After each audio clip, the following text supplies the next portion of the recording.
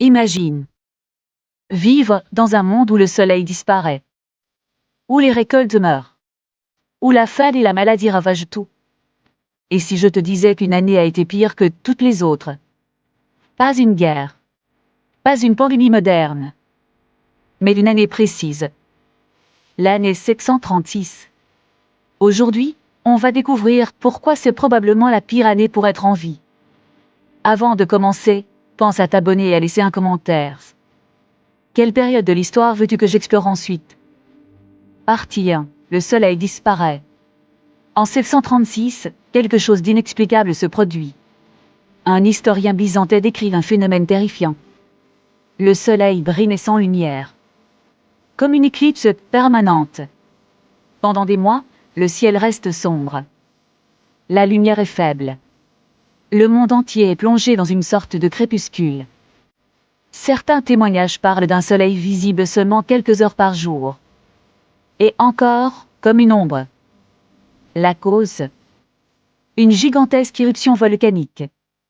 Les cendres projetées dans l'atmosphère bloquent la lumière du soleil, plongeant la planète dans l'obscurité. Partie 2. La famine mondiale.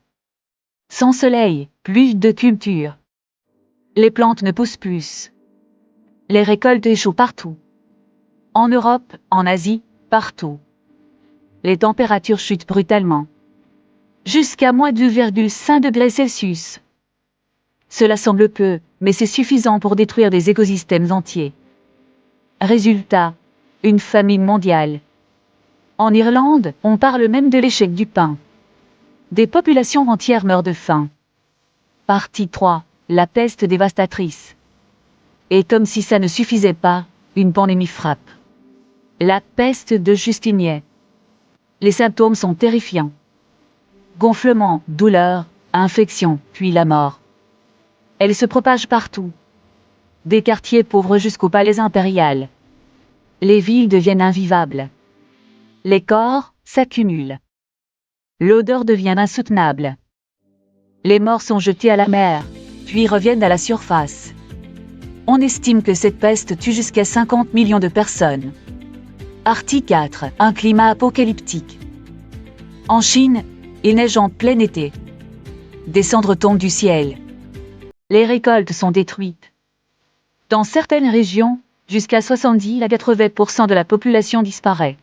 En Amérique du Sud, des civilisations s'effondrent. Les poissons disparaissent. Les systèmes agricoles sont détruits. Le climat devient totalement imprévisible. Partie 5. Les volcans et l'âge glaciaire. Les scientifiques ont trouvé des preuves dans les glaces du Groenland et dans les glaciers européens. Des traces de cendres volcaniques datées précisément de 736. Et ce n'est pas tout. D'autres éruptions suivent.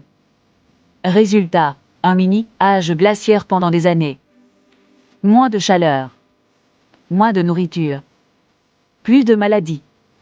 Partie 6. La chute d'un empire. À cette époque, l'Empire romain d'Orient tente de retrouver sa gloire. Mais entre les famines, les guerres et la peste, l'Empire s'effondre lentement.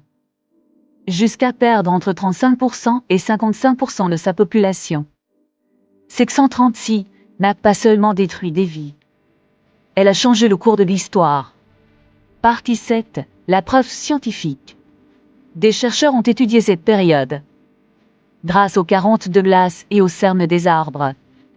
Ils ont confirmé un refroidissement brutal. Et une catastrophe climatique mondiale. Tout commence en 736. Outro. Message final. Aujourd'hui, on parle souvent de la pire année de l'histoire. Mais aucune n'a eu un impact aussi brutal et durable que 736. Une année où le soleil disparaît. Où la famine frappe. Où la peste tue. Et où le monde bascule. Mais il y a une leçon importante.